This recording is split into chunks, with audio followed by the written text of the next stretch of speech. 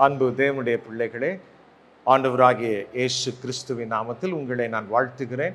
மீண்டுமா இந்த வீடியோ மூலமாக உங்களை சந்திப்பதில் ரொம்ப சந்தோஷம். ஒரு நல்ல செழிப்பான கிராமம் இருந்தது. அந்த கிராமத்தில் எங்கே திரும்பினாலும் மாமரங்கள், ரொம்ப அழகான மாமரம். அந்த மாமரத்திலெல்லாம் மாங்காய்கள், மாம்பழங்கள் அவ்வளவாய் பூத்து குலுங்குச்சு. ரொம்ப செழிப்பான பகுதியில் அந்த கிராமத்தில் இருந்த 2 வாலிபர்கள் ஒரு திட்டம் பண்ணினார்கள்.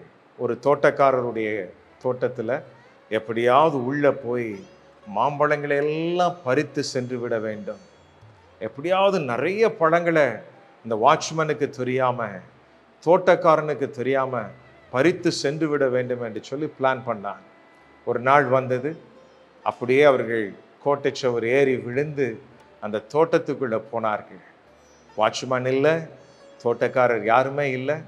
2 பேரும் பேசி கொண்டார்கள். முதலாவது ஒருத்தர் சொன்னா, நீ மரத்து மேலே ஏறிக்கோ, நீ மரத்து மேலே ஏறி மாம்பழத்தை எல்லாம் பறிச்சு போடு, நான் கீழே நின்றுக்கிறேன், கீழே நின்று நீ பறிச்சு போகிறதெல்லாம் நான் பெட்டியில் நிரப்பி விடுகிறேன். ஒருவேளை வாட்ச்மேன் வந்தா நான் சத்தம் கொடுக்குறேன், நீயும் இறங்கி வந்துரு, நம்ம இருக்கிறத கொண்டுட்டு ஓடி போயிடலான்னு சொன்னார். 2 பேரும் நல்லா பிளான் பண்ணாங்க. முதலாவது வந்த நபர் இவன் மரத்து மேலே ஏற ஆரம்பித்தார். மரத்தின் மேலே ஏறும்போதே அவருக்கு ஒரு சந்தேகம். ஒருவேளை வாட்ச்மேன் வந்துட்டா கீழே நிற்கிறவன் தப்பி ஓடிடுவான், நான் மாட்டிக்கிடுவேனே, நான் தானே மாட்டிக்கிடுவேன், எனக்கு தானே அடி விழுன்னு அவனுடைய உள்ளத்தில் ஒரு சந்தேகம் வந்தது. திரும்பி அவனுக்குள்ள ஒரு கேள்வி வந்தது, ஒருவேளை நான் எல்லா பழங்களையும் பறித்து கீழே போட்ட பிறகு எனக்கு ஒன்றுமே தராமல் இந்த கீழே நிற்கிறவன் எல்லாத்தையும் கொண்டு போயிட்டா நான் ஒன்றும் செய்ய முடியாதே, எனக்கு ஒன்றும் கிடைக்காதுன்னு சொல்லி அவனுக்குள்ள ஒரு கேள்வி, ஒரு சந்தேகம். உடனே அவன் என்ன செய்ய ஆரம்பித்தான் பாருங்க, மாம்பழங்களை தேடுகிறதை போல நடிக்க ஆரம்பித்தான்.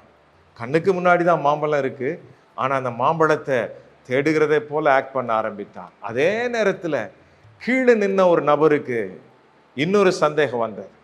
ஒருவேளை வாட்ச்மேன் வந்தா அடி நமக்கு தானே விழும், மரத்தில் இருக்கிறவன் தப்பி விடுவான், கீழே நம்ம தானே மாட்டிக்கிடுவான்னு சொல்லி அவன் கண்கள் ஃபுல்லா அந்த வாட்ச்மேன் எந்த இடத்துலேருந்து வருவாரோ அதே இடத்தை நோக்கி பார்க்க ஆரம்பித்தான். மேலே பார்க்கல, ஆனால் மேலே இருந்து விழுகிற பழத்தை பிடிக்கிறது போல அவனும் நடிக்க ஆரம்பிச்சான். கையெல்லாம் மரத்தை பார்த்துருந்தது, ஆனால் கண்கள் தோட்டக்காரனுடைய வாசலை பார்த்துருந்தது. அவனும் மாம்பழத்தை பிடிக்கிறது போல நடிக்கிறான். இந்த 2 பேரையும் பார்த்து கொண்டே இருந்தது. 3வது ஒரு நபர் உண்டு. அவர் தான் அந்த தோட்டத்தினுடைய வாட்ச்மேன். அவர் தன்னுடைய வீட்டுக்குள்ளே அமர்ந்து அப்படியே பார்த்துக்கிட்டு இருந்தார். இப்போ 2 பேரையும் பிடிக்கக்கூடாது, எல்லா பழத்தையும் பறிக்கட்டும், சாக்கு மூட்டை நிரம்பட்டும், அதற்கு பிறகு நான் போய் 2 பேரையும் பிடித்து கொள்ளுவேன், மாம்பழம் ஃபுல்லாக எனக்கு வந்துருன்னு சொல்லி வாட்ச்மேனுக்கு உள்ள எண்ணம். வாட்ச்மேன் என்ன பண்ணினார், எதையுமே பார்க்காதது போல தூங்குற மாதிரி நடிக்க ஆரம்பித்தார். மேலே இருக்கிற ஒருத்தன் பழங்களை தேடுகிறது போல நடிக்க ஆரம்பித்தான். கீழே இருக்கிறவன் என்ன செஞ்சான்னா பழங்களை பிடிக்கிற மாதிரி நடிக்க ஆரம்பித்தான்.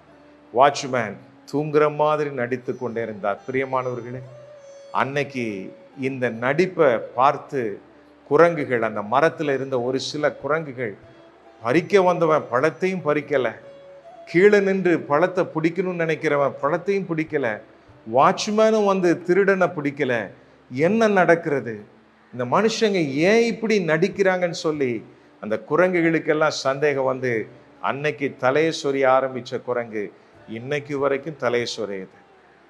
ஒரு விதத்தில் எல்லா மனுஷர்களும் எல்லா சூழ்நிலைகளுக்கேற்ப நடித்து கொண்டே இருக்கிறோம். நம்ம மாறி மாறி நடித்து கொண்டே இருக்கிறோம், உண்மைதான்.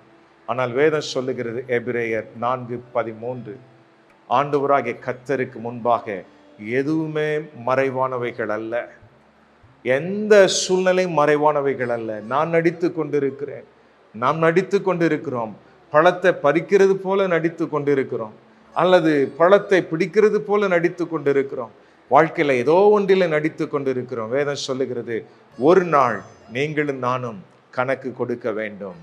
கர்த்தர் எல்லாவற்றையும் அறிவார். ஆகவே இந்த மாதத்தில் எந்தெந்த சூழ்நிலைகளில் நீங்களும் நானும் கர்த்தருக்கு கணக்கு கொடுக்கும்படியாய் அழைக்கப்பட்டு இருக்கிறோம் என்பதை சிந்தித்து அதற்காய் செயல்படுவோம்.